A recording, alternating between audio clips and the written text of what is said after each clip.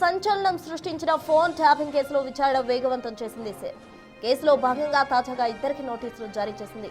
BRS MLC Naveen రావు తండ్రి కొండలరావుతో పాటు Kukatpally MLA Madhavaram Krishnarao కుమారుడు సందీప్ రావుకు పోలీసులు నోటీసులు ఇచ్చారు.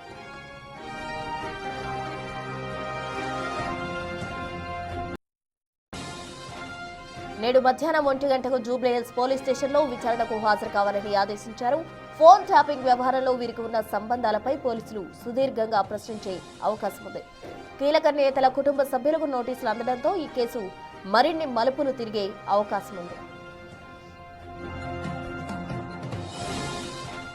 ఫోన్ ట్యాపింగ్ వ్యవహారంకి సంబంధించి సిట్ అధికారులు అయితే దూకుడు పెంచారనే చెప్పాలి. మొన్నటి వరకు కూడా ఎమ్మెల్సీ నవీన్ రావును విచారించారు. అనంతరం దీనికి సంబంధించి అటు బీఆర్ఎస్ నేతల్లో కూడా గుబులు మొదలైందని చెప్పాలి. ఇప్పటికే నవీన్ రావును విచారించారు. దానికి సంబంధించి డివైజులు ఏ విధంగా తెచ్చారు అన్న వివరాలు కూడా పలు కోణాల్లో ప్రశ్నించి సిట్ అధికారులు ఆధారాలు సేకరించిన పరిస్థితి. అయితే నవీన్ రావు కూడా తను ఎప్పుడు రమ్మన్నా విచారణకు సిద్ధంగా ఉన్నానంటూ కూడా స్పష్టం చేయడం జరిగింది. అయితే మొత్తంగా ఇప్పుడు తాజాగా నవీన్ రావు తండ్రి అలాగే మరొక వ్యక్తికి కూడా సిట్ అధికారులు నోటీసులు ఇచ్చారు. దానికి సంబంధించి విచారణ ఈ రోజు కూడా స్టార్ట్ అయ్యే అవకాశం కనిపిస్తోంది.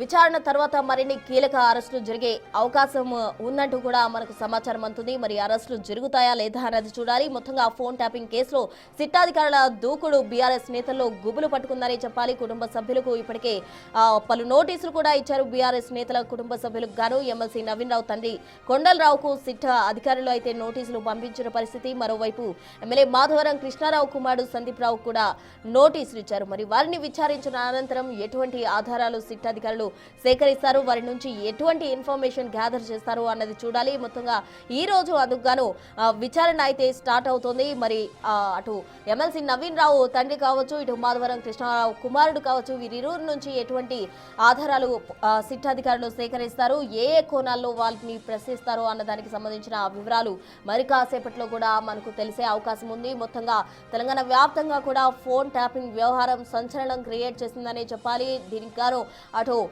బీఆర్ఎస్ వర్కింగ్ ప్రెసిడెంట్ గా ఉన్న కేటీఆర్ కు కూడా దీని ఉచ్చు బిగుస్తుందంటూ కూడా పలు సంచలనంగా కూడా అటు సోషల్ మీడియా అంతా కూడా సర్క్యులేట్ అయిన పరిస్థితి. మరి దీనికి సంబంధించిన విచారణ ఇప్పటికే సిట్ అధికారులు వేగవంతం చేశారు. అసలు ఫోన్ ట్యాపింగ్ వ్యవహారం వెనుక ఉన్న కింగ్ పిన్ ఎవరు ఆదేశాలతో ఇవన్నీ చేశారంటూ కూడా అటు సిట్ అధికారులు అయితే స్టార్టింగ్ నుంచి కూడా అందరినీ విచారణ చేసుకుంటూ వస్తున్నారు. మరి కింగ్ పిన్ ఎవరు అన్నది ఎప్పట్లోగా తెలిసే అవకాశం ఉందంటే అందుకు సమయం దగ్గర పడుతుందనే వాదన ఎక్కువగా కూడా వినిపిస్తుంది. మరి విచారణ తర్వాత ఎటువంటి మార్పులు రాబోతున్నాయి, ఎటువంటి ఆధారాలు సేకరిస్తారు, అరెస్టులు జరుగుతాయా, ఎలా ఉండబోతుంది అన్నది మొత్తంగా తెలియాల్సి ఉంది. మొత్తంగా ఫోన్ ట్యాపింగ్ వ్యవహారానికి సంబంధించి ఈ రోజు ఇద్దరిని కూడా అటు సిట్ అధికారులు విచారణ చేసే అవకాశం ఉంది. దీనికి సంబంధించి తాజా అప్డేట్స్ అందించేందుకు మా ప్రతినిధి అనిల్ ఫోన్ లైన్ ద్వారా సిద్ధంగా ఉన్నారు.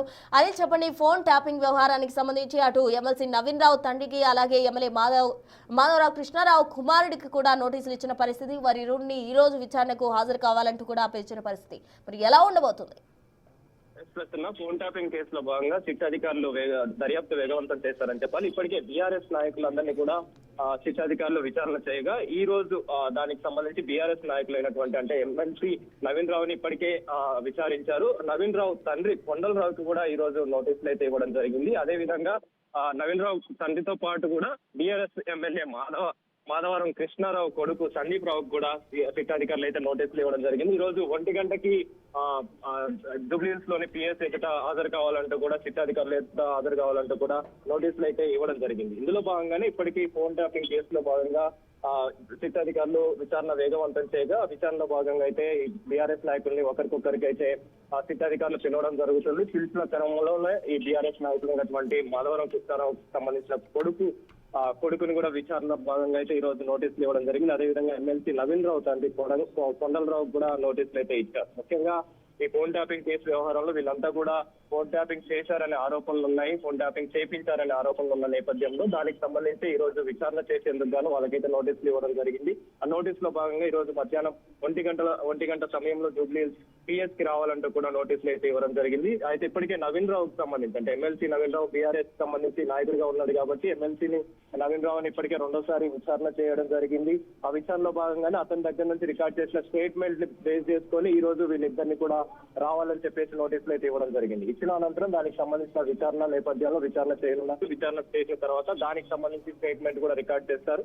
రికార్డ్ చేసిన అనంతరం దానికి సంబంధించిన పూర్తి వివరాలు అయితే సిట్ అధికారులు తెలిపే అవకాశం అయితే మనకు కనిపిస్తుంది. ఇందులో ఎవరెవరు ఇన్వాల్వ్ అయి ఉన్నారనే కోణంలో అయితే ప్రజెంట్ ఫోన్ ట్యాపింగ్ చేయాల్సిన అవసరం ఏమొచ్చింది, ఎవరు చేపించడానికి గల కారణాలు ఏంటి అనే కోణంలో అయితే దర్యాప్తు కొనసాగుతున్న పరిస్థితి మనకు కనిపిస్తుంది. కాబట్టి తాజాగా బీఆర్ఎస్ నాయకులు కూడా ఒకరినైతే శిక్షా అధికారులు విచారణ చేసేందుకైతే నోటీసులు ఇస్తూ కూడా జూబ్లీ పిఎస్ కి అయితే రమ్మంటున్న పరిస్థితి మనకు కనిపిస్తుంది ఈ ప్రస్తుతం.